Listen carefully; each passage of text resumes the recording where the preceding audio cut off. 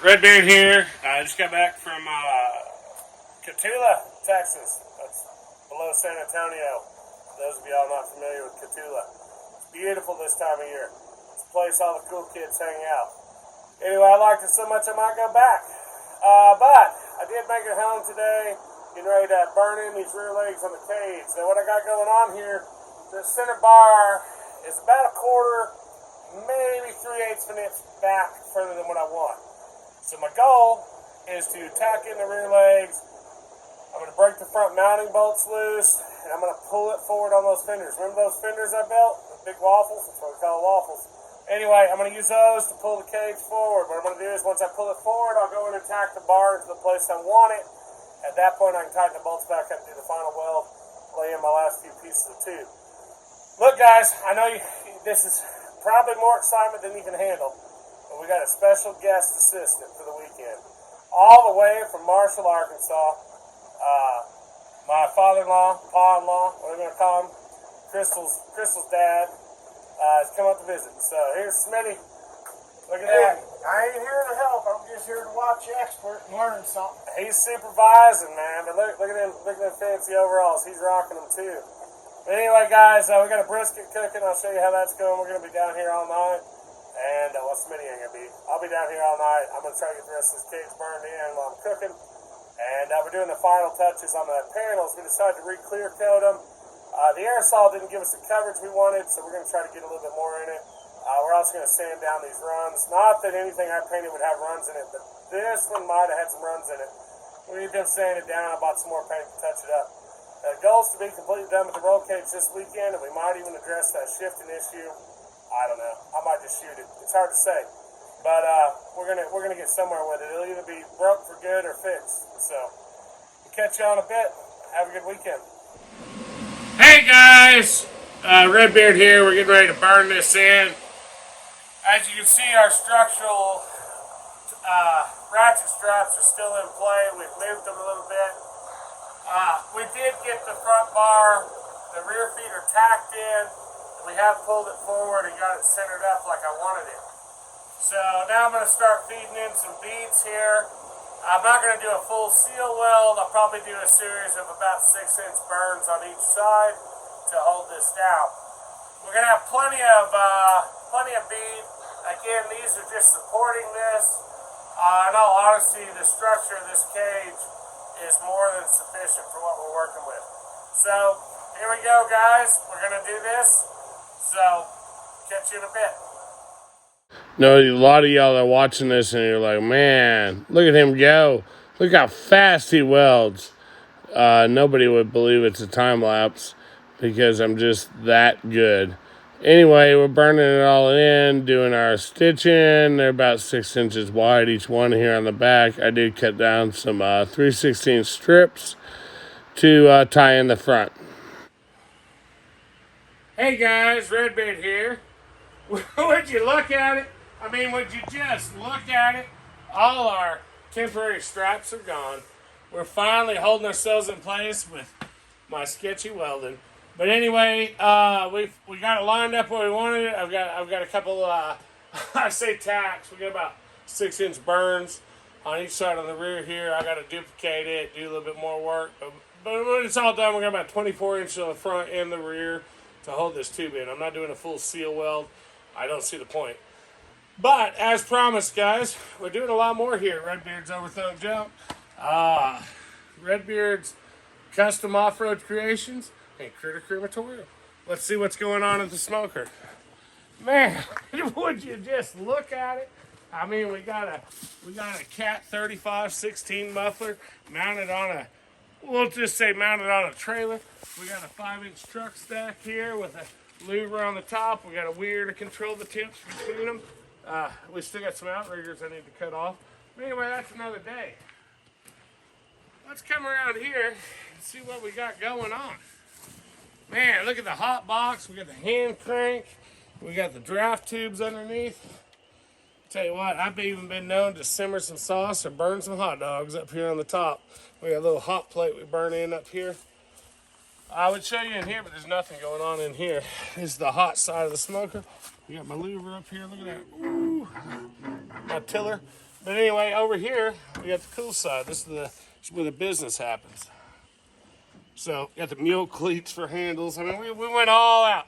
Spared some expense. But anyway, if we look right here, guys, we got a marbleized brisket. She's been marinating for about 5 days now. And just sprinkle a little extra rub on it, give it a little crust as it cooks. Now, I know you're looking at it and you're like, Andy, you're cooking in a full pan. I'm like, yeah, I know. Because I want to keep all the juices in it. So anyway, guys, we'll catch up with you in a bit. We're about 4 hours into this cook. We got a long way to go. Talk to you later. Hey, guys, end of the night here. Well, not really. I'm going to be up for a good while. But I'm about to take a nap. Here's where we're at. I mean, would you look at it? Would you just look at it? I think we hit some pretty good lines here, guys. Got all of this tied in up here. What's really cool is I did end up hitting dead center where I wanted to hit. So I haven't wire wheeled or anything. It's all dirty, but it's all tied in. And we got the gussets tied in here at the feet. So I have to tie in some cross braces. That's going to be for tomorrow. We're going to come from this bend to this bend and pull it out to here. I think there would be a big advantage to tying these two bars together, but that's going to limit our storage space. And to be perfectly honest with you, we've got a heck of a cage going on here. So it's probably hard to see, but the diagonals, cross bracing, ties in and runs out to the corners on both the front, the windshield A-pillar, and the mullet bar. So again, guys, I'm just relying on the existing structure here. I did not cut out for being support for the primary structure I built over it. It may not seem like a big deal, but building a roll cage over an existing roll cage was a bit more of a challenge than I thought it would be. But guys, I'm pretty happy with how it came out. We've got all the panels being clear coated. They're gonna look great. And I have to massage the B-pillar back in, the target bar, whatever you want to call it. So we will be reinstalling the factory target bar. Here it is, guys. So it will not be complete. I'm going to have to do quite a bit of carving on it. And what we'll do is run a new strip of aluminum over the top. But anyway, guys, that's where I'm at. Oh, man, it's dark out here. Look at that smoke. Look at that smoke. I got to tell you, when we built this smoker, me and my good buddy Joe, I thought we were making lawn art because, man, we were drilling in, using a bore scope, looking for where the weirs and the panels were, and then we had one shot to cut the doors and whatnot. But I got to be honest with you, I've added a few things to it. If you look down under here, oh my goodness, it's probably hard to see. But I have some air drafts up under the firebox. Let's take a look at the firebox here. So I just kicked the heat up a little bit. But anyway, there's our hot box right there. And we get this up and cranking. I can maintain roughly a little over 200, 225 for about 4 hours. So I can take a good nap once we get this going. So I got that all-nighter log right there. But let's take a look how this brisket's going.